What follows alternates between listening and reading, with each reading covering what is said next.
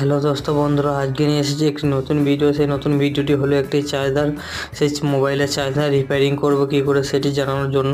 বিশেষত একটি mobile charger নিয়েছে, মোবাইল চার্জারটি কাটা আছে। তারপরে দুটি অংশটি চেক করে দেখে নিলাম। চেক করে দেখার পর দেখা যাচ্ছে কারেন্টই আসেনি। তারপরে ভালো করে ওপেন করে নেওয়া হলো এবং পার্টসগুলোকে ভালো রাখা হলো।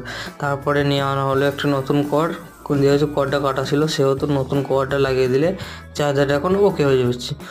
তারপরে তাতালটা নিয়ে মুখ দুটো ভালো করে দু প্রান্তে ভালো করে ঝাল করে নিয়ে ভালো করে সাদা টেপ দিয়ে ভালো করে টেপ করে নিয়ে যেতে হলো।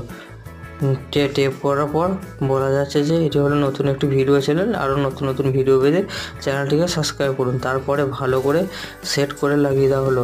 তারপরে সেট করে হয়ে যাওয়ার পর লাইটটা চেক করা হচ্ছে এবং একটি পিন আর একটি লাইটে সেট করা আছে এবং ওটি গুঁজে দিলে ওকে। থ্যাংক ইউ সো মাচ ভিডিওটি দেখার জন্য।